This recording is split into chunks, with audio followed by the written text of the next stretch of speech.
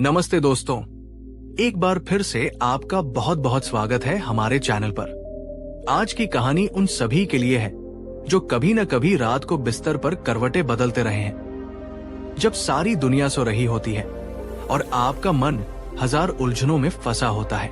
ये कहानी है धन, सफलता और मन की शांति के बीच के महीन धागे की। तो कहानी शुरू करने से पहले वही हमारी छोटी सी गुजारिश, अगर आप हमारे साथ पहली बार जुड़े हैं तो नीचे वो जो लाल रंग का सब्सक्राइब बटन है उसे प्यार से दबा दीजिए और हाँ, उसके पास वाली घंटी को भी जरूर बजा देना ताकि हमारी कोई भी कहानी आपसे मिस ना हो। और अगर ये कहानी आपके दिल को छू जाए तो अपने दोस्तों और परिवार के साथ शेयर करना और एक प्यारा सा लाइक देना मत भूलिएगा। तो चलिए अब लौटते हैं हमारी कहानी पर। कहानी है एक नगर की जिसका नाम था वैभवपुरी। जैसा नाम वैसा ही नगर। वैभवपुरी धन धान्य से संपन्न था और उसी वैभवपुरी में रहता था एक बहुत बड़ा व्यापारी जिसका नाम था धनंजय। धनंजय सब कुछ पाकर भी कंगाल। धनंजय के पास क्या नहीं था? सोने चांदी के भंडार, दूर दूर तक फैला कारोबार, आलीशान महल जैसा घर, नौकर चाकरों की फौज। उसने अपनी मेहनत और बुद्धि से अपार संपत्ति अर्जित की थी। लोग उसकी सफलता की मिसालें देते थे। लेकिन दोस्तों, एक कहावत है ना, हर चमकती चीज सोना नहीं होती। धनंजय के जीवन की चमक भी कुछ ऐसी ही थी। बाहर से सब चकाचौंध, पर अंदर से एक गहरा खालीपन, एक बेचैनी। और इस बेचैनी का सबसे बड़ा सबूत थी उसकी रातें। जी हाँ, धनंजय को रात में नींद नहीं आती थी। जैसे ही सूरज ढलता और दुनिया आराम करने की तैयारी करती, धनंजय का मन अशांत हो उठता। उसका आलीशान आरामदायक बिस्तर उसे कांटों की सेज लगता। मखमल के गद्दे, रेशमी चादरें, सब व्यर्थ। वो घंटों बिस्तर पर करवटें बदलता रहता। कभी उसे अपने कारोबार की चिंता सताती, कल बाजार में क्या होगा, कहीं कोई नुकसान न हो जाए। कभी उसे अपने प्रतिद्वंद्वियों का डर लगता, कहीं कोई मुझसे आगे न निकल जाए। कभी उसे अपनी संपत्ति की सुरक्षा की फिक्र होती, इतना धन है, कहीं चोरी न हो जाए, कहीं डाका न पड़ जाए। कभी उसे अपने अतीत के कुछ फैसले कचोटते, तो कभी भविष्य की अनिश्चितता उसे डराती। उसका दिमाग एक दौड़ते हुए घोड़े की तरह था जिसे कोई लगाम नहीं लगा पा रहा था। दोस्तों, क्या आपके साथ कभी ऐसा हुआ है कि आपके पास सब सुख सुविधाएं हों लेकिन मन में शांति न हो? अगर हाँ, तो कमेंट में हाँ लिखकर जरूर बताइएगा। ये जानना दिलचस्प होगा कि कितने लोग धनंजय की इस स्थिति से खुद को जोड़ पाते हैं। धनंजय की पत्नी वैशाली उसकी इस हालत से बहुत चिंतित रहती थी। वो कहती, स्वामी, किस बात की चिंता है आपको? ईश्वर ने हमें सब कुछ दिया है, थोड़ा आराम कीजिए, मन को शांत रखिए। धनंजय बस एक फीकी मुस्कान के साथ कह देता, तुम नहीं समझोगी वैशाली, इस व्यापार की दुनिया में हर पल चौकन्ना रहना पड़ता है। नींद न आने की वजह से धनंजय का स्वास्थ्य बिगड़ने लगा था। उसकी आंखों के नीचे गहरे गड्ढे पड़ गए थे, स्वभाव चिड़चिड़ा हो गया था और किसी काम में मन नहीं लगता था। उसने बड़े बड़े वैद्य हकीमों को दिखाया, कीमती औषधियां खाई, ज्योतिषियों से सलाह ली, तरह तरह के उपाय किए, पर नींद उससे कोसों दूर थी। मानो नींद ने उससे कोई पुराना बदला लेना ठान लिया हो। वो सचमुच नींद न आने की सजा भुगत रहा था।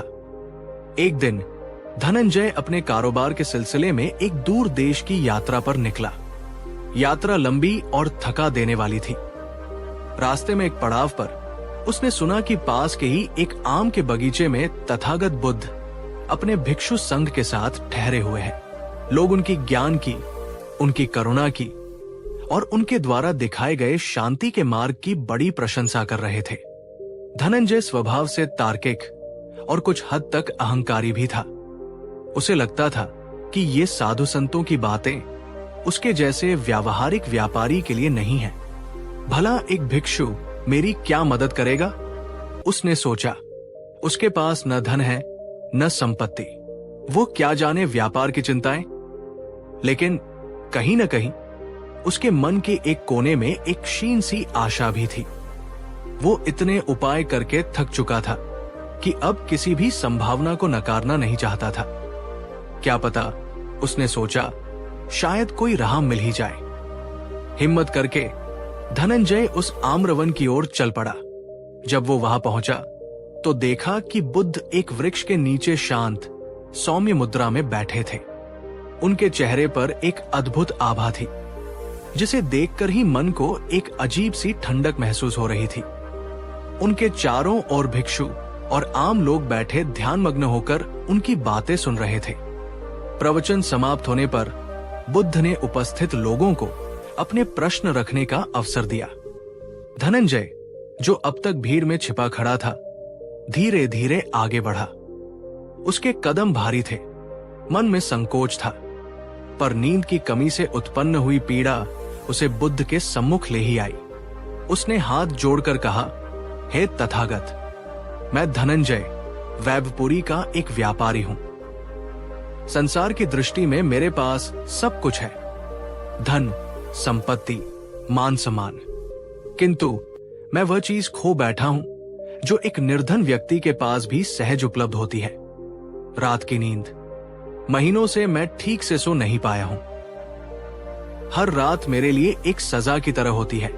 मेरा मन असंख्य चिंताओं और भयों से घिरा रहता है। कृपा करके मेरा मार्गदर्शन करें, मुझे इस पीड़ा से मुक्ति दिलाएं। दोस्तों, धनंजय की बात सुनकर क्या आपको लगता है कि उसकी समस्या सिर्फ नींद न आना थी, या इसके पीछे कोई गहरा कारण था? आपके विचार कमेंट बॉक्स में जरूर लिखें। हम जानना चाहते हैं कि आप इस बारे में क्या सोचते हैं। बुद्ध ने धनंजय की ओर अत्यंत करुणा और शांति से देखा। उनकी आंखों में न कोई आश्चर्य था, न कोई उपहास। ऐसा लगा जैसे वे धनंजय की पीड़ा को पहले से ही जानते हों। बुद्ध कुछ क्षण मौन रहे, फिर धीमी और स्थिर वाणी में बोले, धनंजय, तुम्हारी व्यथा मैं समझ सकता हूं। संसार में बहुत से लोग तुम्हारे जैसे ही हैं, जो बाहरी वस्तुओं को इकट्ठा करने में इतने मग्न हो जाते हैं कि वे अपने भीतर की शांति खो बैठते हैं। धनंजय ने अधीरता से कहा, भगवान, मैंने हर संभव प्रयास किया है। कोई औषधि, कोई मंत्र, कोई उपाय काम नहीं कर रहा। क्या आप मुझे कोई ऐसा मार्ग बता सकते हैं जिससे मुझे नींद आ सके? बुद्ध मंद मंद मुस्कुराए। धनंजय, उन्होंने कहा, तुम्हारी बीमारी बाहर नहीं, तुम्हारे भीतर है। इसलिए इसकी औषधि भी तुम्हें अपने भीतर ही खोजनी होगी। मैं तुम्हें कोई चमत्कारिक गोली या मंत्र नहीं दूंगा, परंतु यदि तुम मेरी एक बात मानने को तैयार हो तो मैं तुम्हें एक प्रयोग बताता हूं। यदि तुमने इसे पूरी निष्ठा से किया तो संभव है कि तुम्हारी समस्या का समाधान हो जाए। धनंजय की आंखों में आशा की एक किरण चमकी। भगवान, आप जो कहेंगे मैं करने को तैयार हूं, बस मुझे इस नरक से मुक्ति दिला दीजिए। बुद्ध ने कहा, ठीक है, तो सुनो, आज रात से अगले 7 दिनों तक तुम्हें कुछ कार्य करने होंगे। पहला कार्य, बुद्ध ने कहा, आज रात तुम अपने आलीशान महल में अपने मखमली बिस्तर पर नहीं सोओगे। धनंजय चौंक गया, तो फिर कहां सोऊंगा भगवान? बुद्ध ने शांति से उत्तर दिया, आज रात तुम इस नगर के सबसे निर्धन व्यक्ति के घर जाओगे और उसकी झोपड़ी के बाहर या जहां भी वो तुम्हें थोड़ी सी जगह दे, वहां जमीन पर सोओगे। तुम्हारे पास कोई चादर, कोई तकिया नहीं होगा। धनंजय का मुंह खुला का खुला रह गया। जमीन पर बिना किसी सुविधा के? भगवान, ये आप क्या कह रहे हैं? उसे अपने कानों पर विश्वास नहीं हो रहा था। वो धनंजय, वैभपुरी का सबसे अमीर व्यापारी, एक गरीब की झोपड़ी में जमीन पर सोएगा। दोस्तों, अगर आपको धनंजय की जगह ऐसा कुछ करने को कहा जाए तो आपका पहला रिएक्शन क्या होगा? जरा सोचिए और हमें कमेंट में बताइए। और अगर कहानी आपको बांधे रख रही है तो एक लाइक तो बनता है। बुद्ध ने धनंजय की घबराहट को देखा, पर उनके चेहरे पर वही शांत भाव बना रहा। यह प्रयोग का पहला हिस्सा है। धनंजय, क्या तुम इसके लिए तैयार हो? धनंजय ने एक गहरी सांस ली। उसकी स्थिति ऐसी थी कि वो किसी भी चीज के लिए ना नहीं कह सकता था। उसने मन ही मन सोचा, 7 दिन की ही तो बात है, शायद इसी में कोई रहस्य छिपा हो। उसने सिर झुकाकर कहा, जी भगवन, मैं तैयार हूं। बहुत अच्छे, बुद्ध ने कहा। अब दूसरा कार्य सुनो। अगले 7 दिनों तक तुम प्रतिदिन कम से कम 3 घंटे किसी ऐसे व्यक्ति की निस्वार्थ सेवा करोगे जिसे वास्तव में तुम्हारी सहायता की आवश्यकता हो।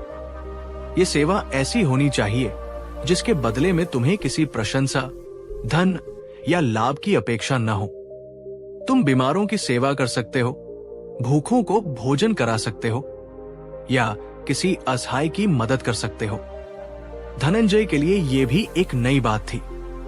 उसने हमेशा धन देकर लोगों से काम करवाया था या दान दिया था तो अपने नाम और यश के लिए। निस्वार्थ सेवा का विचार उसके लिए बिल्कुल अपरिचित था। और तीसरा कार्य, बुद्ध ने अपनी बात जारी रखी। इन 7 दिनों तक तुम केवल सादा और साधारण भोजन करोगे, उतना ही जितना जीवित रहने के लिए आवश्यक हो। कोई स्वादिष्ट पकवान नहीं, कोई मिष्ठान नहीं। धनंजय को लग रहा था जैसे बुद्ध उसे जानबूझकर कष्ट दे रहे हैं। कहाँ उसका ऐशो आराम का जीवन और कहाँ ये तपस्या। पर बुद्ध की आंखों में उसे एक अजीब सा विश्वास दिखा, एक ऐसी गहराई दिखी जिसने उसे इन अटपटी शर्तों को मानने के लिए विवश कर दिया। भगवन, धनंजय ने पूछा, क्या इन सबसे मेरी नींद वापस आ जाएगी? बुद्ध मुस्कुराए, धनंजय, ये प्रयोग तुम्हारे मन के बोझ को हल्का करने के लिए है। जब मन हल्का होगा तो नींद अपने आप आ जाएगी। जाओ और कल इसी समय मुझे आकर बताना कि तुम्हारा पहला दिन कैसा रहा। धनंजय भारी मन से बुद्ध के पास से लौटा। उसका दिमाग घूम रहा था। उसे समझ नहीं आ रहा था कि बुद्ध उससे क्या करवाना चाहते हैं। फिर भी उसने निश्चय किया कि वो बुद्ध के कहे अनुसार ही करेगा।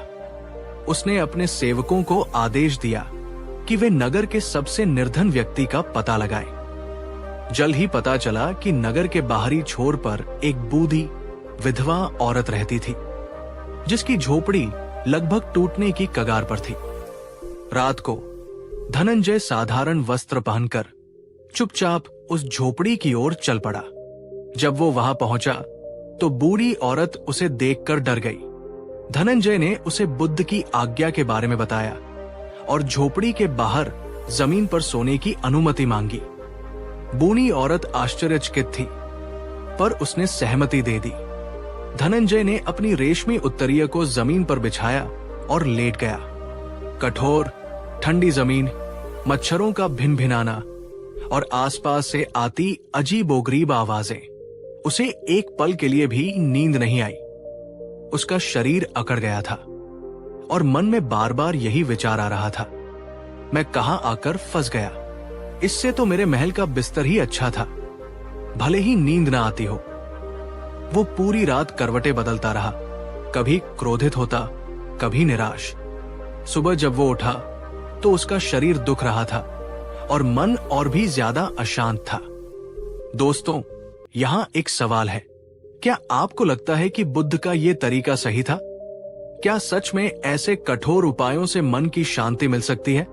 अपनी राय हमें जरूर बताएं। सुबह होते ही वो बुद्ध के दूसरे आदेश का पालन करने निकल पड़ा, निस्वार्थ सेवा। उसने एक ऐसे आश्रम का पता लगाया जहां बीमार और असहाय लोगों की देखभाल होती थी। वहां पहुंचकर उसने अपनी पहचान छिपाते हुए सेवा करने की इच्छा व्यक्त की। उसे बीमारों के घाव साफ करने, उन्हें दवा पिलाने और उनके मलमूत्र को साफ करने का काम मिला। ये सब धनंजय के लिए असहनीय था। उसे घिन आ रही थी, उसका जी मिचला रहा था।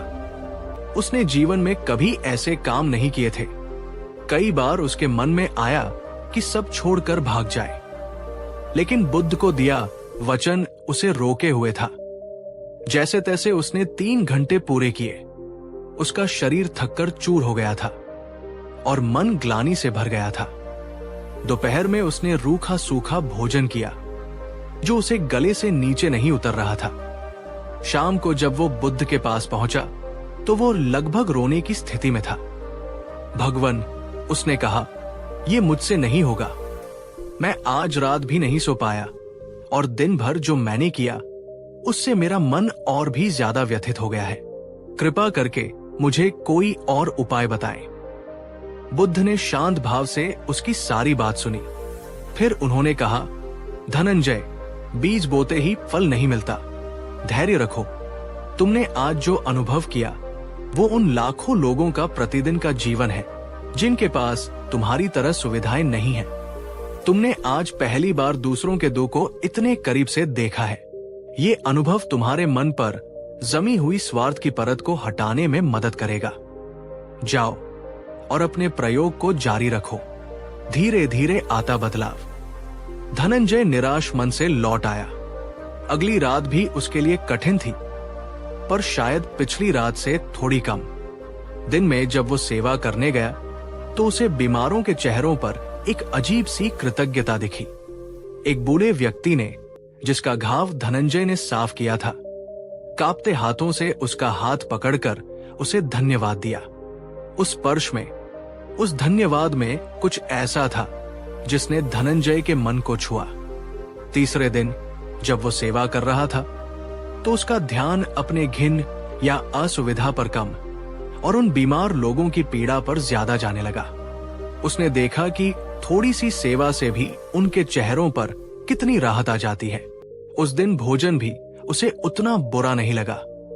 रात को जब वो उस बूढ़ी औरत की झोपड़ी के बाहर लेटा तो उसे दिन भर के सेवा कार्य और थके हुए शरीर के कारण कुछ देर के लिए हल्की सी झपकी आ गई। ये कई महीनों में पहली बार था कि उसे बिस्तर पर लेटते ही थोड़ी नींद आई थी। चौथे दिन, पांचवें दिन, धीरे धीरे धनंजय में बदलाव आने लगा। अब उसे जमीन पर सोने में उतनी कठिनाई नहीं होती थी। सेवा कार्य अब उसे बोझ नहीं, बल्कि एक अजीब सा संतोष देने लगा था। जब वो किसी भूखे बच्चे को अपने हाथों से खाना खिलाता या किसी रोते हुए को चुप कराता तो उसके मन में एक ऐसी शांति उतरती थी जो उसने अपने आलीशान महल में कभी महसूस नहीं की थी।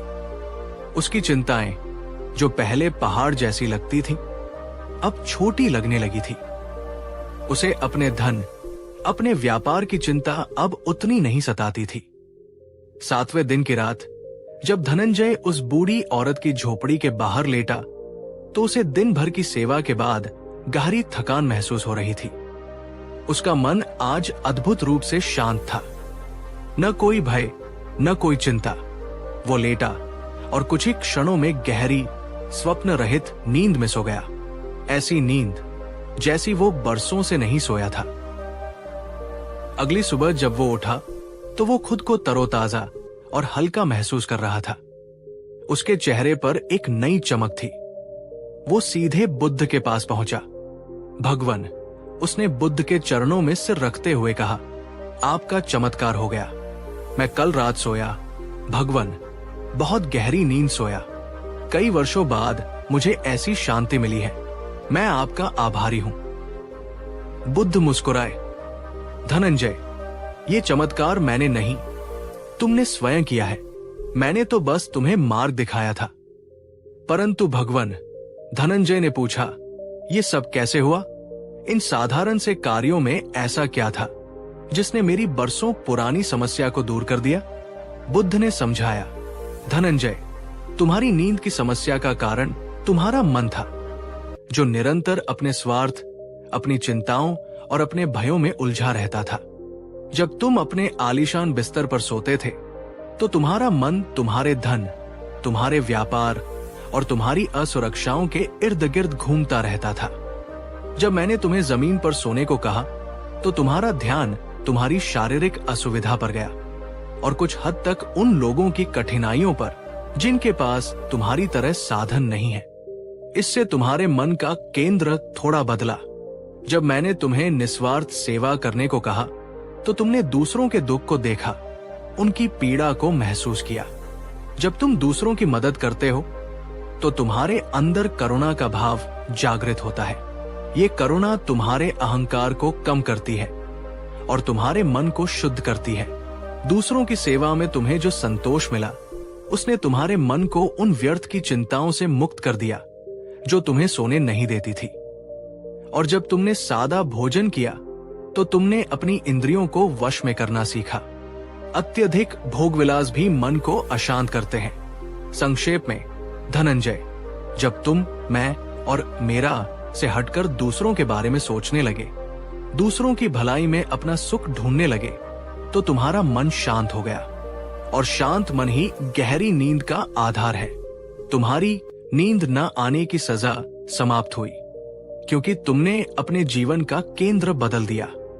धनंजय को बुद्ध की बातें पूरी तरह समझ में आ गई। उसे एहसास हुआ कि सच्ची संपत्ति धन दौलत नहीं, बल्कि मन की शांति और दूसरों के प्रति प्रेम और करुणा का भाव है। उसने बुद्ध को वचन दिया कि वो वैभवपुरी लौटकर भी इन शिक्षाओं को अपने जीवन में उतारेगा। वो अब भी व्यापारी रहेगा, पर उसका धन अब केवल उसके लिए नहीं, बल्कि दूसरों की भलाई के लिए भी होगा। वो नियमित रूप से सेवा कार्य करेगा और सादा जीवन जीने का प्रयास करेगा। तो दोस्तों, ये थी धनंजय की कहानी, जिसने सब कुछ पाकर भी नींद खो दी थी। और बुद्ध के एक अनोखे प्रयोग से उसे न केवल नींद वापस मिली, बल्कि जीवन का एक नया अर्थ भी मिला। ये कहानी हमें सिखाती है कि हमारी बहुत सी समस्याएं, खासकर मानसिक अशांति और नींद न आना, हमारे अपने विचारों, हमारी अपनी जीवन शैली और हमारे अपने स्वार्थों से जुड़ी होती है। जब हम सिर्फ अपने बारे में सोचते हैं, अपनी ही चिंताओं में डूबे रहते हैं, तो हमारा मन बोझिल हो जाता है। लेकिन जब हम अपने दायरे से बाहर निकलकर दूसरों के बारे में सोचते हैं, उनकी मदद करते हैं, तो हमें एक ऐसी खुशी और शांति मिलती है जो कोई धन दौलत नहीं खरीद सकती। क्या आपके जीवन में भी कोई ऐसी नींद ना आने की सजा है? क्या कोई ऐसी चिंता है जो आपको सोने नहीं देती? बुद्ध का ये प्रयोग शायद हम सब के लिए एक इशारा है। हमें अपने जीवन में संतुलन लाने की जरूरत है। काम और आराम के बीच, अपने लिए जीने और दूसरों के लिए जीने के बीच। आपको ये कहानी कैसी लगी? धनंजय के अनुभव से आपने क्या सीखा? और क्या आप बुद्ध के बताए इन प्रयोगों में से किसी एक को भी अपने जीवन में आजमाना चाहेंगे? अपने विचार, अपने अनुभव, अपने सवाल, सब कुछ नीचे कमेंट बॉक्स में हमारे साथ शेयर कीजिए। हमें आपके हर कमेंट का इंतजार रहेगा। और हाँ, अगर आपको ये कहानी दिल से पसंद आई हो, तो इसे एक बड़ा सा थम्स अप, लाइक दीजिए। इसे अपने उन सभी दोस्तों और प्रियजनों के साथ शेयर कीजिए जिन्हें आपको लगता है कि इस कहानी से कुछ प्रेरणा या मदद मिल सकती है। और अगर अभी तक आपने हमारे परिवार यानी हमारे चैनल को सब्सक्राइब नहीं किया है, तो किसका इंतजार कर रहे हैं? फटाफट सब्सक्राइब बटन दबाइए और नोटिफिकेशन बेल को भी ऑन कर लीजिए, ताकि भविष्य में आने वाली ऐसी जीवन बदलने वाली कहानियां आप तक सबसे पहले पहुंच सके। हमारा प्रयास रहता है कि हम ऐसी कहानियां आपके लिए लाएं जो न सिर्फ मनोरंजन करे, बल्कि जीवन को एक नई दिशा भी दे। अगली बार फिर मिलेंगे एक नई कहानी, एक नई सीख के साथ। तब तक के लिए अपना और अपनों का ख्याल रखिए, दूसरों की मदद करने का कोई मौका मत छोड़िए। और हाँ, आज रात अच्छी नींद लेने की पूरी कोशिश कीजिए। धन्यवाद। शुभ रात्रि। कहानी 2। नमस्ते दोस्तों, आपका एक बार फिर से हमारे चैनल पर हार्दिक स्वागत है। आज हम एक ऐसी कहानी लेकर आए हैं जो शायद हम में से कई लोगों के, खासकर हमारी माताओं, बहनों और पत्नियों के दिल के बहुत करीब होगी। ये कहानी है एक ऐसी औरत की जो हर वक्त, हर पल चिंता में डूबी रहती थी। और फिर एक दिन उसकी मुलाकात होती है तथागत बुद्ध से, जो उससे केवल एक सवाल पूछते हैं। और उस एक सवाल से, यकीन मानिए, उसकी सारी चिंताएं पल भर में जलकर राख हो जाती है न सुनने में अविश्वसनीय कि कैसे सिर्फ एक सवाल किसी की जिंदगी बदल सकता है? तो चलिए, इस रहस्य को जानने के लिए इस कहानी के अंत तक हमारे साथ बने रहिएगा। और हाँ, कहानी शुरू करने से पहले अगर आप हमारे चैनल पर नए हैं, तो वो जो लाल रंग का सब्सक्राइब का बटन है ना, उसे अभी दबा दीजिए और साथ में घंटी वाला आइकॉन भी, ताकि हमारी कोई भी प्रेरणादायक कहानी आपसे छूट न जाए। और अगर ये कहानी आपके दिल को छू जाए तो लाइक और शेयर करके अपना प्यार जरूर दिखाइएगा। तो कहानी शुरू होती है एक छोटे से शांत दिखने वाले गांव से, जिसका नाम था चंदनपुर। चंदनपुर में एक औरत रहती थी जिसका नाम था विमला। विमला एक साधारण गृहिणी थी।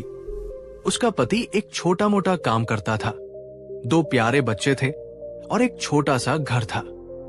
बाहर से देखने पर सब कुछ सामान्य और ठीक ठाक लगता था, लेकिन विमला के मन के अंदर एक अलग ही दुनिया थी, चिंताओं की दुनिया। विमला सुबह उठती तो सबसे पहली चिंता होती, आज बच्चों के टिफिन में क्या बनाऊं? क्या उन्हें पसंद आएगा? नाश्ता बनाते हुए सोचती, पति की सेहत ठीक नहीं रहती, कहीं उन्हें कुछ हो न जाए। बच्चे स्कूल जाते तो चिंता होती, रास्ते में ठीक से पहुंचेंगे? स्कूल में कोई परेशान तो नहीं करेगा? पढ़ाई में मन लगाएंगे या नहीं? दिन भर वो घर के कामों में लगी रहती, पर उसका मन भविष्य की अनगिनत आशंकाओं में भटकता रहता। अगर इस बार फसल अच्छी नहीं हुई तो घर का खर्च कैसे चलेगा? बड़ी बेटी सयानी हो रही है, उसकी शादी के लिए पैसे कहां से आएंगे? छोटे बेटे का मन पढ़ाई में नहीं लगता, उसका क्या होगा? कहीं मेरे माता पिता बीमार न पड़ जाएं। समाज में लोग क्या कहेंगे अगर? ये अगरमगर और क्या होगा कि सवाल मकड़ी के जाले की तरह उसके मन मस्तिष्क पर छाए रहते थे। वो वर्तमान में कभी जी ही नहीं पाती थी। अगर कभी कोई खुशी का पल आता भी तो वो उसे पूरी तरह महसूस करने से पहले ही किसी आने वाली काल्पनिक विपत्ति की चिंता में डूब जाती। उसका पति केशव उसे अक्सर समझाता, विमला, तुम हर वक्त क्यों परेशान रहती हो? भगवान पर भरोसा रखो, सब ठीक होगा। जो आज है उसमें खुश रहो। पर विमला कहती, तुम नहीं समझोगे केशव, एक औरत को घर परिवार की कितनी चिंता होती है। अगर मैं नहीं सोचूंगी तो कौन सोचेगा? मुझे तो सब देखना पड़ता है। दोस्तों, क्या आपके आसपास भी कोई ऐसी महिला है, या शायद आप खुद भी कभी कभी विमला की तरह महसूस करते हैं? छोटी छोटी बातों को लेकर बहुत ज्यादा परेशान हो जाना, भविष्य की उन बातों की चिंता करना जिन पर हमारा कोई नियंत्रण नहीं। अगर हाँ, तो कमेंट सेक्शन में हमें जरूर बताइएगा। ये जानना अच्छा लगता है कि हम अकेले नहीं हैं। विमला की इस निरंतर चिंता का असर उसके स्वास्थ्य और स्वभाव पर भी पड़ने लगा था। उसे ठीक से नींद नहीं आती थी, सिर में अक्सर दर्द रहता था, वो चिड़चिड़ी हो गई थी और छोटी छोटी बातों पर बच्चों या पति पर गुस्सा कर देती थी। उसकी हंसी गायब हो गई थी। उसके चेहरे पर हर समय एक तनाव, एक बोझ सा रहता था। वो एक जीती जागती चिंता की मूर्ति बन गई थी। एक दिन गांव में खबर फैली कि पास की एक पहाड़ी पर बनी एक पुरानी कुटिया में तथागत बुद्ध कुछ दिनों के लिए अपने भिक्षु संघ के साथ पधारे हैं। बुद्ध की ख्याति दूर दूर तक फैली हुई थी। लोग कहते थे कि उनके दर्शन मात्र से शांति मिलती है और उनकी वाणी में जीवन की हर उलझन का समाधान है। गांव के कई लोग बुद्ध के दर्शनों के लिए जाने लगे। केशव ने भी विमला से कहा, विमला, तुम भी एक बार बुद्ध के पास जाकर देखो, शायद तुम्हारे मन को कुछ शांति मिले। विमला ने पहले तो आनाकानी की, मैं जाकर क्या करूंगी? वो महात्मा लोग बड़ी बड़ी ज्ञान की बातें करते हैं, मेरी घर गृहस्थी की चिंताएं उन्हें क्या समझ आएंगी? लेकिन केशव के बार बार कहने पर और मन के किसी कोने में दबी एक हल्की सी आशा के साथ विमला बुद्ध से मिलने के लिए तैयार हो गई। उसके मन में हजारों सवाल थे, पर सबसे बड़ा सवाल यही था, क्या सच में मेरी इन चिंताओं का कोई अंत है? बुद्ध से भेंट और चिंताओं का अंबार। अगले दिन विमला कुछ अन्य गांव वालों के साथ उस पहाड़ी की ओर चल पड़ी। जब वो बुद्ध की कुटिया के पास पहुंची तो देखा कि बुद्ध एक विशाल वटवृक्ष के नीचे शांत भाव से बैठे थे। उनके चेहरे पर अद्भुत तेज और करुणा का भाव था। कुछ भिक्षु और आम लोग उनके समक्ष बैठे उनकी अमृतवाणी सुन रहे थे। विमला एक ओर चुपचाप जाकर बैठ गई। प्रवचन समाप्त होने के बाद बुद्ध ने उपस्थित जनों को अपनी शंकाएं या प्रश्न रखने का अवसर दिया। कई लोगों ने अपने अपने प्रश्न पूछे और बुद्ध ने बड़ी सहजता और प्रेम से उनके उत्तर दिए। विमला का हृदय जोर जोर से धड़क रहा था। उसे समझ नहीं आ रहा था कि वो अपनी बात कैसे कहे। इतनी सारी चिंताएं थी, कहां से शुरू करे, कैसे बताए। तभी बुद्ध की दृष्टि विमला पर पड़ी। शायद उसके चेहरे पर लिखी चिंता की रेखाओं को बुद्ध ने पढ़ लिया था। उन्होंने अत्यंत स्नेहपूर्ण स्वर में कहा, माते, तुम्हारे मन में कोई व्यथा है? निसंकोच कहो। बुद्ध की आवाज में इतनी आत्मीयता और शांति थी कि विमला के रुके हुए आंसू बह निकले। वो सिसकते हुए बोली, भगवान, मैं हर समय चिंता में डूबी रहती हूं। मुझे अपने पति की चिंता है, अपने बच्चों के भविष्य की चिंता है, घर गृहस्थी की चिंता है, अपने स्वास्थ्य की चिंता है, कल क्या होगा इसकी चिंता है। कोई पल ऐसा नहीं जाता जब मेरा मन किसी न किसी आशंका से घिरा न हो। मैं इस बोझ को उठाते उठाते थक गई हूं। मेरा जीना दूभर हो गया है। कृपा करके मेरा मार्गदर्शन करें। भगवान, मुझे इस निरंतर चिंता से मुक्ति कैसे मिलेगी? विमला ने एक सांस में अपनी सारी व्यथा कह डाली, जैसे कोई बांध टूट गया हो। दोस्तों, विमला की ये बातें सुनकर क्या आपको लगा कि ये तो मेरे मन की बात है? अगर हाँ, तो इस वीडियो को एक लाइक जरूर दीजिएगा। ये दिखाता है कि चिंता एक कितनी सार्वभौमिक भावना है।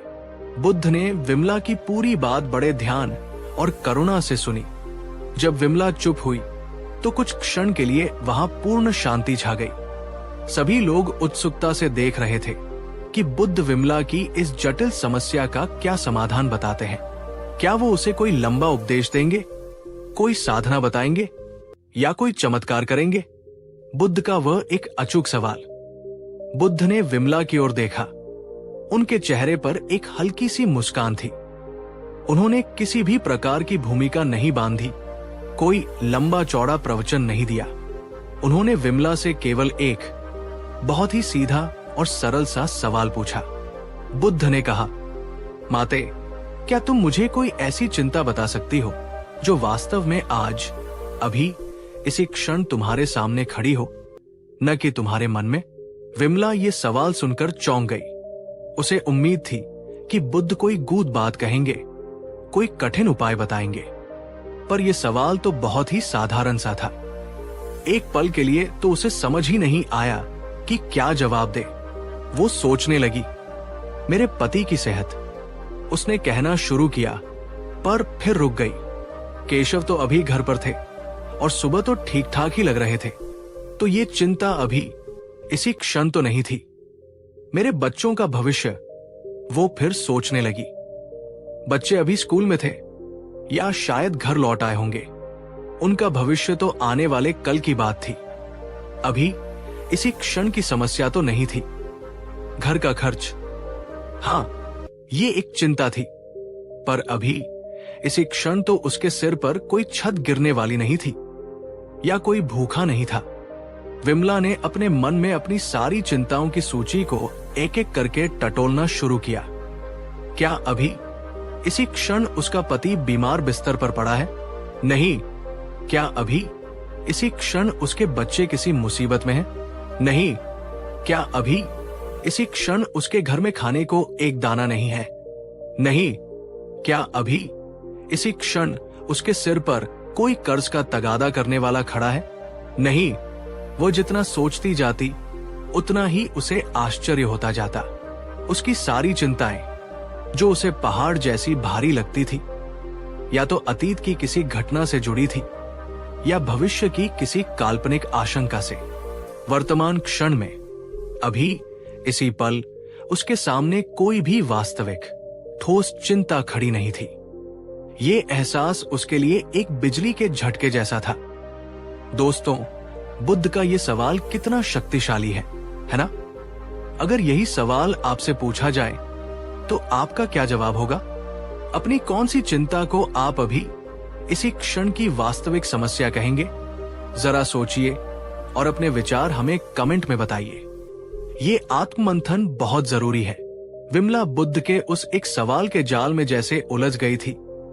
पर ये उलझन उसे सुलझा रही थी। उसके मस्तिष्क में एक प्रकाश फैल रहा था।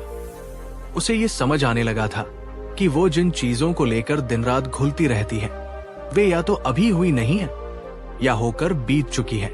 वो अपना आज, अपना वर्तमान उन चीजों की भेंट चढ़ा रही थी जो या तो अस्तित्व में नहीं है या जिनका अस्तित्व समाप्त हो चुका है। उसके चेहरे के भाव बदलने लगे। तनाव की रेखाएं कुछ नरम पड़ने लगी। आंखों में जो घबराहट थी, उसकी जगह एक नई समझ और शांति की चमक आने लगी। उसने बुद्ध की ओर देखा और कांपती हुई आवाज में कहा, भगवान, भगवान, अभी इस क्षण तो कोई भी चिंता मेरे सामने नहीं है। वे सब तो मेरे मन में थी। ये कहते कहते उसकी आंखों से फिर आंसू बह निकले, पर इस बार ये आंसू दुख या पीड़ा के नहीं थे, बल्कि एक गहरी राहत और कृतज्ञता के थे, जैसे किसी ने उसके सिर से मन का भारी बोझ उतार दिया हो। बुद्ध मंद मंद मुस्कुराते रहे। उन्होंने कहा, माते, चिंता का स्वभाव ही यही है। वह या तो बीते हुए कल की धूल में रहती है या आने वाले कल के कोहरे में। वो कभी भी आज की धूप में नहीं टिक पाती। तुम्हारा मन भविष्य की उन कल्पनाओं में भटकता रहता है जो अभी यथार्थ नहीं बनी, और उन्हीं कल्पनाओं को तुम अपनी आज की सच्चाई मान लेती हो। बुद्ध ने आगे समझाया, देखो माते, भविष्य के लिए योजना बनाना, सावधानी बरतना, ये बुद्धिमानी है। परंतु भविष्य की उन अनिश्चितताओं के बारे में सोच सोचकर, जिनके घटित होने या न होने पर तुम्हारा कोई वश नहीं है, अपने वर्तमान क्षण की शांति को भंग कर देना, ये अज्ञान है। तुम्हारा जीवन अभी और यहां है। पिछली सांस जा चुकी, अगली अभी आई नहीं। तुम्हारे पास केवल यही सांस है, यही क्षण है। विमला को लग रहा था जैसे बुद्ध के शब्द सीधे उसके हृदय में उतर रहे हों। उसे अपनी भूल का एहसास हो रहा था। वो समझ गई थी कि उसकी सारी ऊर्जा व्यर्थ की चिंताओं में ही नष्ट हो रही थी। उसने अपने मन को ही अपना शत्रु बना लिया था। बुद्ध ने फिर कहा, जब भी तुम्हारा मन तुम्हें भविष्य की चिंताओं में खींचे, तो स्वयं से वही प्रश्न पूछना, क्या ये समस्या अभी इसी क्षण मेरे सामने है? यदि उत्तर नहीं हो, तो अपने मन को धीरे से वापस वर्तमान क्षण में ले आना। देखो, अभी तुम यहां सुरक्षित हो, सांस ले रही हो, तुम्हारे आसपास शांति है। इस क्षण को महसूस करो, इस क्षण में जियो। विमला ने बुद्ध के चरणों में अपना सिर रख दिया। भगवान, उसने कहा, आपने मेरी आंखें खोल दी। आपके एक सवाल ने मुझे जीवन का सबसे बड़ा सत्य दिखा दिया। मैं आपकी आभारी हूं। उस दिन जब विमला अपने घर लौटी, तो वो एक बदली हुई औरत थी। उसके चेहरे पर वही पुरानी शिकन नहीं थी, बल्कि एक अद्भुत शांति और हल्कापन था। केशव और बच्चों ने भी ये बदलाव महसूस किया। अब भी जीवन में चुनौतियां थी, जिम्मेदारियां थी, पर विमला का उनसे निपटने का तरीका बदल गया था। जब भी कोई चिंता उसके मन में सिर उठाने की कोशिश करती, वो खुद से बुद्ध का वही सवाल पूछती, क्या ये अभी इसी क्षण की समस्या है? और अधिकतर बार जवाब नहीं होता था। वो भविष्य के लिए योजना बनाती थी, पर उसकी चिंता में घुलती नहीं थी। वो बच्चों की परवाह करती थी, पर उनके लिए अनावश्यक रूप से भयभीत नहीं होती थी। उसने वर्तमान में जीना सीख लिया था। अपने बच्चों की हंसी को सच में सुनना, अपने पति के साथ बैठकर 2 पल शांति से बिताना, अपने घर के छोटे छोटे कामों में आनंद खोजना। उसकी नींद सुधर गई, स्वास्थ्य बेहतर हो गया और स्वभाव में मधुरता लौट आई। उसने चिंता करना नहीं छोड़ा था, बल्कि व्यर्थ चिंता करना छोड़ दिया था। उसने ये समझ लिया था कि हर समस्या अपने सही समय पर ही आती है और उसी समय उसका समाधान भी खोजा जा सकता है। पहले से उसके बारे में सोच सोचकर अपने आज को बर्बाद करने का कोई अर्थ नहीं है। कहानी का सार और आपके लिए सीख। तो दोस्तों, ये थी विमला की कहानी और बुद्ध का वह एक जादुई सवाल जिसने उसकी जिंदगी बदल दी। ये कहानी हमें सिखाती है कि हमारी अधिकांश चिंताएं हमारे मन की उपज होती हैं, वास्तविक नहीं। हम भविष्य की काल्पनिक समस्याओं का बोझ अपने वर्तमान पर लाद लेते हैं और अपने आज की खुशियों को नजरअंदाज कर देते हैं। बुद्ध का वो सवाल एक शक्तिशाली उपकरण है। ये हमें वास्तविकता और भ्रम के बीच अंतर करना सिखाता है। ये हमें वर्तमान क्षण में वापस लाता है, जहां जीवन वास्तव में घटित हो रहा है। क्या आप इस तकनीक को अपने जीवन में आजमाना चाहेंगे? अगली बार जब आपका मन चिंताओं से घिर जाए, तो रुककर खुद से पूछिएगा, जो मुझे परेशान कर रहा है, क्या वो अभी इसी क्षण एक वास्तविक समस्या के रूप में मेरे सामने है? देखिएगा, आपको कितनी शांति मिलेगी। हमें कमेंट करके जरूर बताइए कि आपको ये कहानी कैसी लगी और बुद्ध के इस एक सवाल ने आपको क्या सोचने पर मजबूर किया। आपके विचार हमारे लिए बहुत महत्वपूर्ण हैं। और अगर ये कहानी आपको उपयोगी लगी हो, अगर आपको लगता है कि इससे किसी और की भी मदद हो सकती है, तो इसे अपने प्रियजनों के साथ शेयर करना बिल्कुल न भूलें। शायद आपका एक शेयर किसी और विमला की जिंदगी में शांति ला सके। और हाँ, अगर आपने अब तक हमारे चैनल को सब्सक्राइब नहीं किया है, तो ये सबसे अच्छा समय है। नीचे दिए सब्सक्राइब बटन को क्लिक करें और बेल आइकॉन को भी दबाएं, ताकि आप हमारी आने वाली और भी ज्ञानवर्धक और दिल को छू लेने वाली कहानियों से जुड़े रह सके। आपका हर लाइक, हर कमेंट, हर शेयर हमें और बेहतर करने की प्रेरणा देता है। याद रखिए, जीवन वर्तमान में है। इसे चिंताओं से नहीं, जागरूकता और आनंद से भरें। अगली कहानी तक अपना ध्यान रखिए, खुश रहिए और वर्तमान में जीने का अभ्यास करते रहिए। बहुत बहुत धन्यवाद। कहानी 3। नमस्ते दोस्तों, स्वागत है आपका हमारे चैनल पर। आज हम एक ऐसी कहानी सुनने जा रहे हैं जो शायद हम सबकी जिंदगी से कहीं न कहीं जुड़ी हुई है। ये कहानी है भविष्य की अंतहीन चिंता की, एक आम किसान की छोटी सी गलती की और तथागत बुद्ध की उस अद्भुत सीख की जो हमारी सोच का नजरिया बदल सकती है। क्या आपके साथ कभी ऐसा हुआ है कि आप रात को बिस्तर पर लेटे हों और आने वाले कल की, अगले हफ्ते की या अगले साल की चिंताएं आपको सोने न दे रही हों? अगर ऐसा हो गया तो क्या होगा? अगर वैसा नहीं हुआ तो क्या होगा? ये सवाल हमारे मन में मकड़ी के जाले की तरह फैलते जाते हैं और हम उनमें उलझते चले जाते हैं। अगर हाँ, तो ये कहानी आपके लिए ही है। तो चलिए, इस कहानी को शुरू करने से पहले एक छोटा सा काम कर दीजिए। अगर आपने अब तक हमारे चैनल को सब्सक्राइब नहीं किया है, तो नीचे दिए सब्सक्राइब बटन को दबा दीजिए और हाँ, वो घंटी वाला आइकॉन भी, ताकि हमारी कोई भी प्रेरणादायक कहानी आपसे छूट न जाए। और अगर ये कहानी आपको छू जाए, तो लाइक और शेयर करना मत भूलिएगा। तो कहानी शुरू होती है एक छोटे से गांव से, जिसका नाम था शांतिपुर। नाम तो शांतिपुर था, पर उस गांव में रहने वाला एक किसान रमन मन से बहुत अशांत रहता था। रमन मेहनती था, उसके खेत लहलहाते थे, परिवार खुशहाल था। लेकिन एक चीज थी जो उसे हर पल खाई जाती थी, भविष्य की चिंता। रमन की चिंताएं और उसकी गलती। रमन सुबह उठता तो सोचता, आज मौसम कैसा रहेगा? कहीं ज्यादा बारिश न हो जाए, मेरी फसल बर्बाद हो जाएगी। या अगर सूखा पड़ गया तो मेरे बच्चे क्या खाएंगे? वो खेत में काम करता तो सोचता, इस बार बीज तो अच्छा डाला है, पर क्या उतनी पैदावार होगी जितनी पिछले साल हुई थी? कहीं कोई बीमारी न लग जाए पौधों को।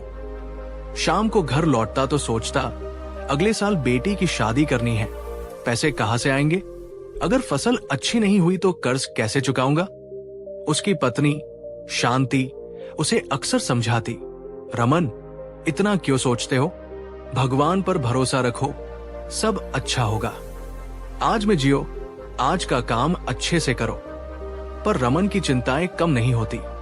वो कहता, शांति, तुम नहीं समझती, अगर पहले से नहीं सोचूंगा तो मुसीबत आने पर क्या करूंगा? तैयारी तो करनी पड़ती है ना। दोस्तों, यहां रमन एक गलती कर रहा था। क्या आप बता सकते हैं वो गलती क्या थी? कमेंट सेक्शन में अपने विचार जरूर लिखिएगा। रमन की गलती ये नहीं थी कि वो भविष्य के लिए योजना बना रहा था। योजना बनाना तो बुद्धिमानी है, उसकी गलती थी भविष्य के बारे में अत्यधिक और नकारात्मक चिंता करना, उन चीजों के बारे में सोचना जो अभी हुई भी नहीं है और जिनके होने या न होने पर उसका कोई सीधा नियंत्रण नहीं है। वो भविष्य की काल्पनिक समस्याओं में इतना खो जाता था कि वर्तमान के सुख और शांति को महसूस ही नहीं कर पाता था। उसकी हंसी फीकी पड़ गई थी, उसका खाना बेस्वाद हो गया था और उसकी नींद अधूरी रहती थी। वो अपने बच्चों के साथ खेलते हुए भी कहीं और खोया रहता। पत्नी की बातों पर भी उसका ध्यान नहीं होता। उसका मन हमेशा आने वाले कल की अनिश्चितताओं में भटकता रहता। ये चिंता उसके स्वास्थ्य पर भी असर डालने लगी थी। वो चिड़चिड़ा हो गया था और छोटी छोटी बातों पर गुस्सा करने लगा था। एक दिन गांव में चर्चा फैली कि पास के एक उपवन में तथागत बुद्ध अपने शिष्यों के साथ पधारे हैं। लोग कहते थे कि उनके दर्शन मात्र से मन को शांति मिलती है और उनकी वाणी में जीवन की हर समस्या का समाधान है। रमन ने भी ये सुना। पहले तो उसे लगा, ये साधु संत क्या मेरी चिंता दूर करेंगे? इन्हें क्या पता खेती किसानी की मुश्किलें। पर उसकी पत्नी ने उसे बहुत प्रेरित किया। एक बार जाकर तो देखो, शांति ने कहा, क्या पता तुम्हें अपने सवालों के जवाब मिल जाएं। रमन मन में कई शंकाएं लिए बुद्ध के पास जाने को तैयार हो गया। उसके मन में चल रहा था, क्या बुद्ध सच में मेरी मदद कर पाएंगे? क्या वो मुझे कोई ऐसा मंत्र देंगे जिससे मेरी सारी चिंताएं गायब हो जाएं? बुद्ध से भेंट और प्रश्न। अगले दिन रमन सुबह सुबह उस उपवन की ओर चल पड़ा जहां बुद्ध ठहरे हुए थे। जब वो पहुंचा तो देखा कि बुद्ध एक वृक्ष के नीचे शांत भाव से बैठे थे और उनके चेहरे पर एक अद्भुत तेज था। उनके आसपास कई भिक्षु और आमजन बैठे उनकी अमृतवाणी सुन रहे थे। रमन भी एक कोने में जाकर बैठ गया। प्रवचन समाप्त होने के बाद बुद्ध ने लोगों को प्रश्न पूछने का अवसर दिया। रमन हिम्मत करके उठा। उसका गला सूख रहा था, पर उसने किसी तरह बोलना शुरू किया। हे तथागत, मैं एक साधारण किसान हूं। दिन रात मेहनत करता हूं, पर मेरे मन में हमेशा भविष्य को लेकर चिंता बनी रहती है। फसल कैसी होगी, बच्चों का क्या होगा, कर्ज कैसे उतरेगा, ये बातें मुझे सोने नहीं देती। मेरा आज इन चिंताओं में ही बीत जाता है। कृपा करके मेरा मार्गदर्शन करें। मुझे इस चिंता से मुक्ति कैसे मिलेगी? दोस्तों, रमन का सवाल कितना आम है ना? हमें से कितने ही लोग इसी तरह की चिंताओं से जूझते रहते हैं। अगर आप भी रमन की स्थिति से खुद को जोड़ पा रहे हैं तो इस वीडियो को एक लाइक जरूर करिएगा। बुद्ध ने रमन की ओर करुणा भरी दृष्टि से देखा और मंद मंद मुस्कुराए। उनकी मुस्कान में ऐसी शांति थी कि रमन का आधा तनाव तो वही कम हो गया। बुद्ध ने कहा, वत्स रमन, तुम्हारी समस्या तुम्हारी अकेले की नहीं है। संसार में अधिकतर लोग या तो बीते हुए कल के पछतावे में जीते हैं या आने वाले कल की चिंता में। वर्तमान में जीना बहुत कम लोग जानते हैं। रमन ने कहा, परंतु भगवान, भविष्य के बारे में सोचना तो जरूरी है ना? अगर हम योजना नहीं बनाएंगे तो जीवन कैसे चलेगा? बुद्ध ने कहा, सोचना और चिंता करना, इन दोनों में बहुत अंतर है। रमन, भविष्य के लिए योजना बनाना, आवश्यक तैयारी करना, ये बुद्धिमानी है। परंतु भविष्य की उन अनिश्चितताओं के बारे में सोच सोचकर अपने वर्तमान को कष्टमय बना लेना, ये मूर्खता है। तुम्हारी गलती यह है कि तुम उन चीजों के लिए भी दुखी होते हो जो अभी घटी भी नहीं है और जिनके घटने या न घटने पर तुम्हारा कोई पूर्ण नियंत्रण नहीं है। तो मैं क्या करूं भगवान? रमन ने अधीर होकर पूछा। मुझे कोई ऐसा उपाय बताएं जिससे मेरा मन शांत हो जाए। बुद्ध का अनोखा उपाय। बुद्ध कुछ क्षण मौन रहे, फिर उन्होंने अपने एक शिष्य को इशारा किया। शिष्य पास रखे एक झोले से कुछ निकाल कर लाया। बुद्ध ने उसे अपने हाथ में लिया। रमन उत्सुकता से देख रहा था कि बुद्ध उसे क्या देने वाले हैं। बुद्ध ने अपनी मुट्ठी खोली। उनकी हथेली पर कुछ बीज रखे थे। उन्होंने रमन से कहा, रमन, ये लो कुछ विशेष धान के बीज। रमन ने आश्चर्य से उन बीजों को देखा। भगवन, ये तो साधारण धान के बीज लग रहे हैं। बुद्ध मुस्कुराए। हाँ रमन, ये बीज दिखने में साधारण है, पर ये तुम्हें तुम्हारी चिंता से मुक्ति दिला सकते हैं यदि तुम मेरे कहे अनुसार काम करो। मैं कुछ भी करने को तैयार हूं। भगवन, रमन ने उत्सुकता से कहा। बुद्ध ने कहा, इन बीजों को ले जाकर अपने सबसे अच्छे खेत में बो, पर एक शर्त है। क्या शर्त? भगवन, शर्त यह है कि जब तुम इन बीजों को बोओगे और जब तक इनकी फसल कट नहीं जाती, तब तक तुम्हें सिर्फ और सिर्फ आज के बारे में सोचना है। जब तुम बीज बो रहे हो तो तुम्हारा पूरा ध्यान बीज बोने में होना चाहिए। जब तुम पानी दे रहे हो तो तुम्हारा ध्यान सिर्फ पानी देने में होना चाहिए। तुम्हें यह बिल्कुल नहीं सोचना है कि फसल कैसी होगी, कितनी होगी, बारिश आएगी या नहीं, कोई बीमारी लगेगी या नहीं। तुम्हें सिर्फ उस पल, उस क्षण जो काम तुम कर रहे हो, उसी पर अपना 100% ध्यान केंद्रित करना है। रमन को यह सुनकर थोड़ी हैरानी हुई। भगवन, ये कैसे संभव है?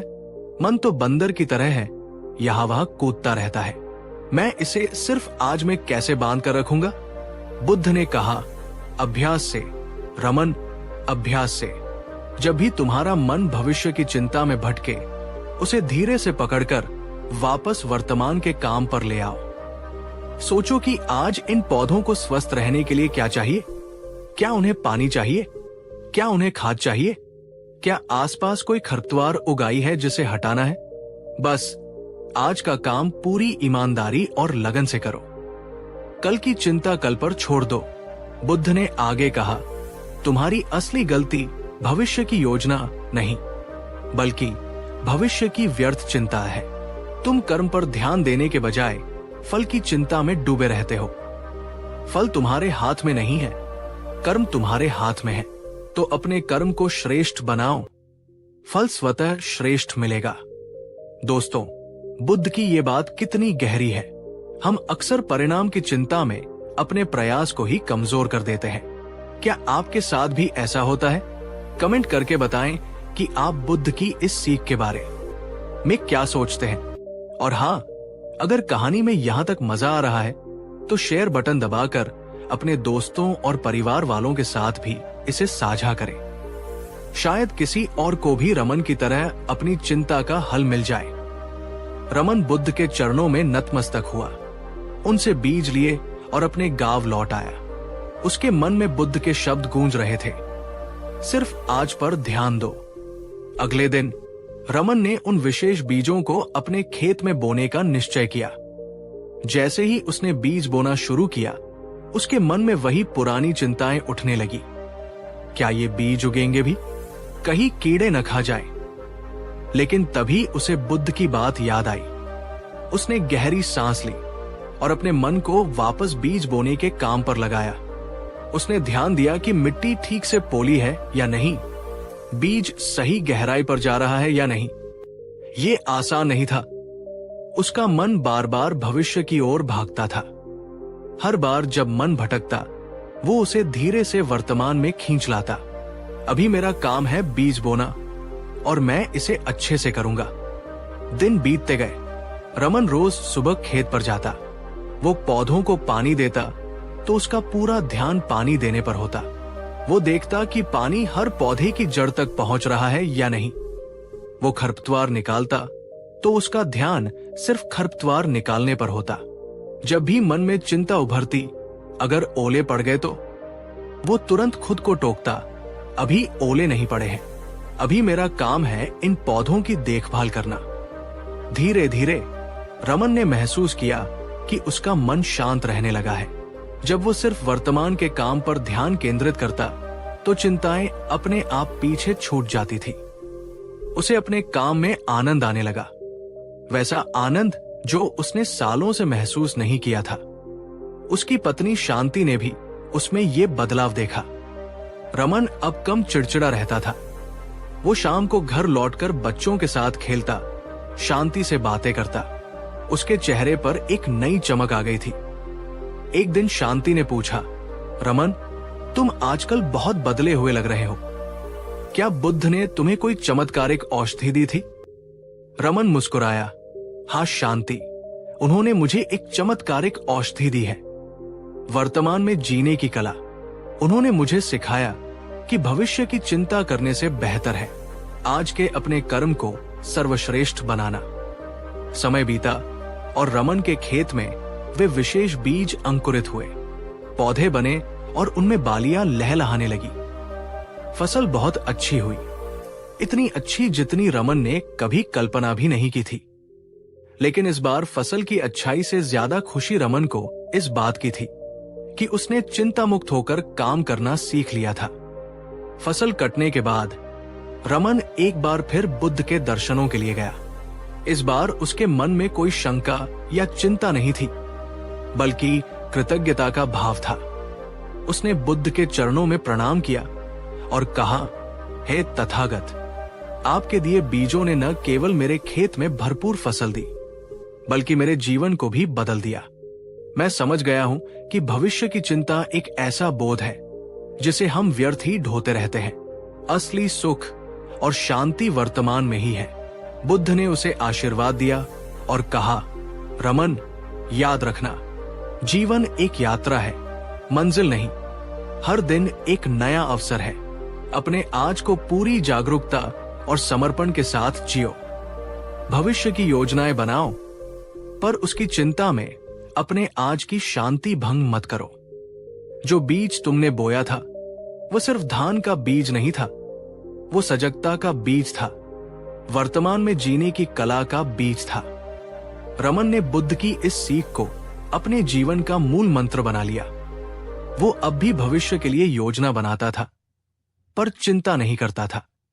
वो जानता था कि अगर वो अपना आज का काम अच्छे से करेगा तो उसका कल अपने आप संवर जाएगा। तो दोस्तों, ये थी रमन किसान की कहानी और बुद्ध की वो सच्ची सीख। रमन की गलती क्या थी? उसकी गलती थी कि वो जीवन के प्रवाह के विरुद्ध तैरने की कोशिश कर रहा था, भविष्य को नियंत्रित करने की कोशिश कर रहा था, जो कि असंभव है। बुद्ध ने उसे सिखाया कि प्रवाह के साथ बहो, वर्तमान के हर क्षण को जियो, अपने कर्म पर ध्यान दो, फल की चिंता ईश्वर पर या प्रकृति पर छोड़ दो। आपकी इस कहानी के बारे में क्या राय है? क्या आप भी कभी रमन की तरह महसूस करते हैं? और बुद्ध की बताई हुई तकनीक, सिर्फ आज पर ध्यान केंद्रित करना, क्या आप इसे अपने जीवन में अपनाने की कोशिश करेंगे? अपने विचार हमें कमेंट सेक्शन में जरूर बताइएगा। हमें आपके कमेंट्स पढ़कर बहुत अच्छा लगता है और प्रेरणा मिलती है। ये कहानी हमें सिखाती है कि चिंता करना किसी समस्या का हल नहीं है, बल्कि ये खुद एक समस्या है। भविष्य अनिश्चित है और उसे लेकर परेशान होना स्वाभाविक है। लेकिन जब ये परेशानी हमारे आज की खुशियों को छीन ले तो ये घातक बन जाती है।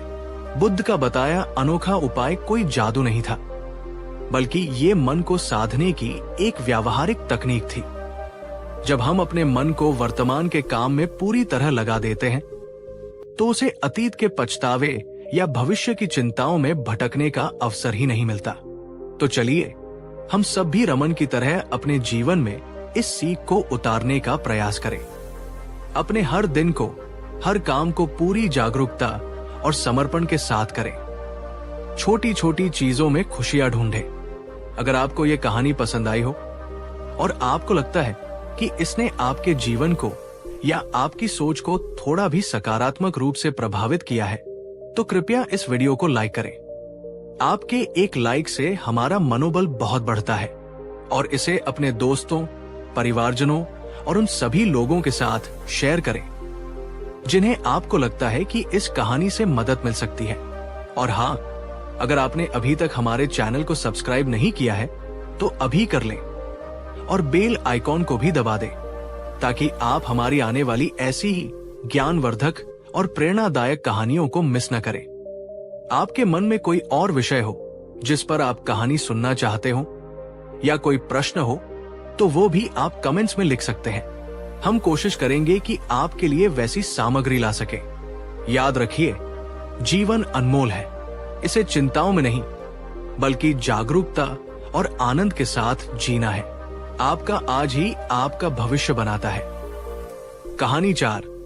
क्या आपने कभी खुद से कहा है, मैं तो कुछ भी नहीं कर सकता, मैं निकम्मा हूं, मेरे बस की बात नहीं है? अगर हां, तो रुकिए, ये कहानी सिर्फ आपके लिए है। नमस्कार साथियों, स्वागत है आपका एक ऐसी यात्रा पर जो आपके सोचने का तरीका बदल सकती है। आज की कहानी है उस युवक की जो अपने ही विचारों में उलझा हुआ था, जो खुद को निकम्मा समझता था, और फिर जब वो बुद्ध के पास पहुंचा तो उसकी जिंदगी ही बदल गई। बहुत समय पहले की बात है। बुद्ध एक गांव में आए थे। वहां लोगों की भीड़ उमड़ पड़ी। कोई आशीर्वाद लेने आया, कोई समाधान खोजने, और वहीं उस भीड़ में था एक युवक। नाम था चंदन। चंदन बाहर से शांत दिखता था, लेकिन भीतर एक युद्ध चल रहा था, विचारों का युद्ध। वो बार बार खुद से कहता, मैं अच्छा नहीं हूं, मुझसे कुछ नहीं होगा, मैं दूसरों जैसा नहीं बन सकता। क्या आपने कभी खुद के बारे में ऐसा सोचा है? क्या आपने खुद को दूसरों से कम आंका है? अगर हां, तो इस कहानी को ध्यान से सुनिए। चंदन बचपन से ही एक गरीब परिवार से था। पढ़ाई में औसत, खेल में भी कुछ खास नहीं। लोग अक्सर कहते, अरे इसे तो कुछ नहीं आता, निकम्मा है पूरा, बस सोचता रहेगा, करेगा कुछ नहीं। धीरे धीरे वो इस बात पर यकीन करने लगा। चंदन के विचार अब उसके सबसे बड़े दुश्मन बन चुके थे। वो कुछ करना चाहता था, लेकिन हर बार उसके दिमाग में आवाज आती, तू कैसे कर पाएगा? तेरे जैसे ने कभी कुछ किया है क्या? दूसरे तुझसे बेहतर है। वो सोचता ही रहता और सोचते सोचते थक जाता। रात को नींद नहीं आती, सुबह उठने की इच्छा नहीं होती। क्या आपके साथ भी ऐसा होता है? नींद तो आती है, लेकिन दिमाग शांत नहीं होता? अगर हां, तो वीडियो को लाइक जरूर कीजिए, क्योंकि आप अकेले नहीं हैं। बहुत से लोग इस जाल में फंसे हुए हैं। एक दिन उसने सुना कि गौतम बुद्ध पास के गांव में आए हैं। उसे लगा, शायद वही मेरी मदद कर सकते हैं। चंदन दौड़ पड़ा। जब उसकी बारी आई तो उसने बुद्ध के चरणों में झुककर कहा, भगवान, मैं बहुत कोशिश करता हूं, लेकिन कुछ नहीं कर पाता। मैं खुद को हीन समझता हूं, मैं निकम्मा हूं। बुद्ध ने उसकी आंखों में देखा, मुस्कुराए और एक छोटा सा सवाल पूछा, कब से तुम ये मानने लगे कि तुम निकम्मे हो? चंदन बोला, सब बचपन से कहते आ रहे हैं और मैं खुद भी यही सोचता हूं। बुद्ध ने एक पत्थर उठाया और कहा, इस पत्थर को पकड़ो और तब तक पकड़े रहो जब तक मैं कहूं। चंदन ने पत्थर पकड़ा। कुछ मिनट बाद उसका हाथ कांपने लगा। बुद्ध बोले, अब बताओ दर्द कहाँ है, पत्थर में या तुम्हारे पकड़ने में? चंदन चौंक गया।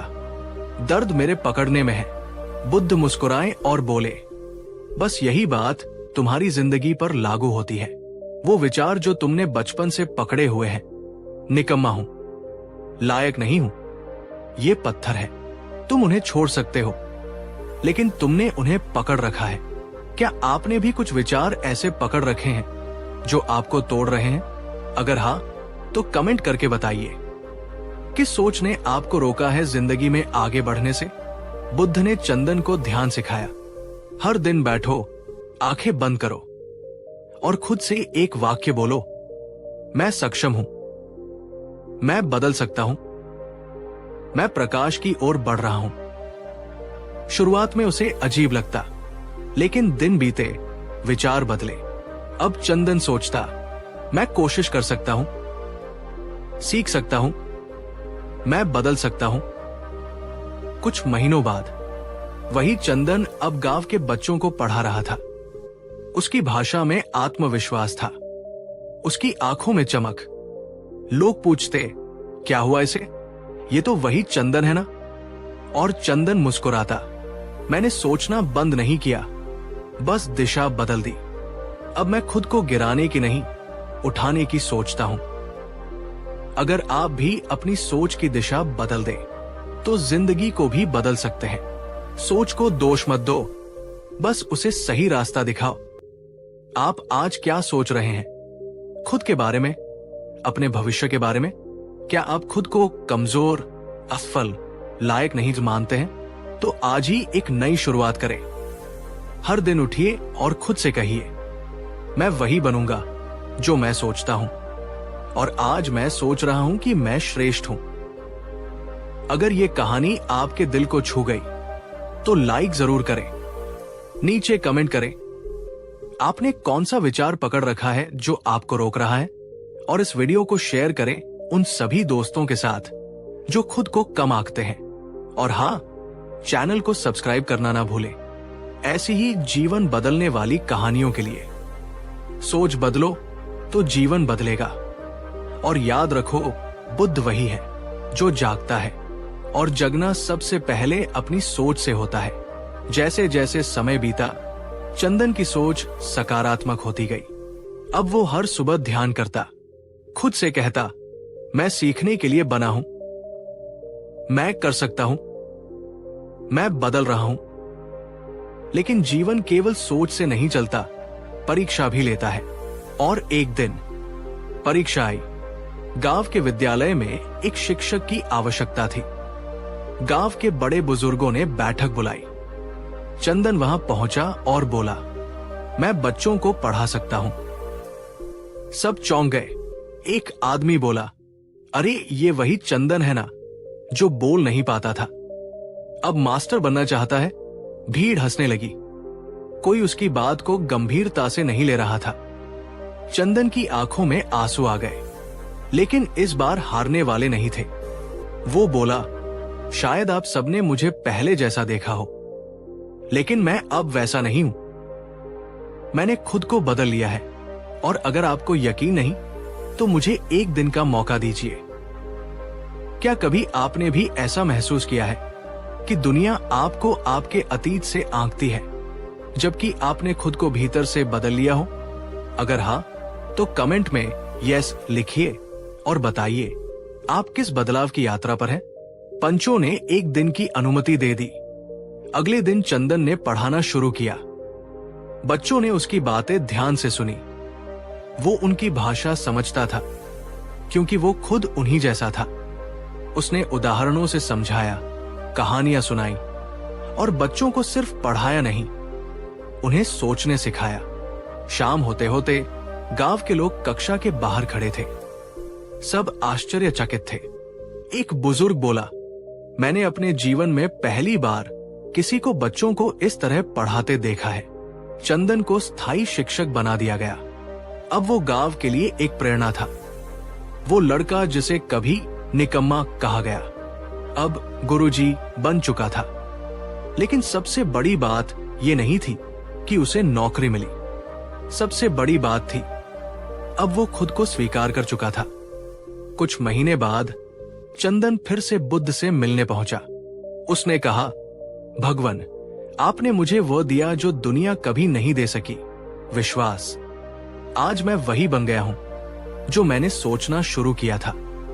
बुद्ध मुस्कुराए और बोले, न मैंने कुछ दिया, न तुमने कुछ लिया। जो कुछ भी हुआ वो तुम्हारे भीतर था। तुमने बस पहली बार अपनी सोच का द्वार खोला। याद रखो, तुम वही बनते हो जो तुम सोचते हो।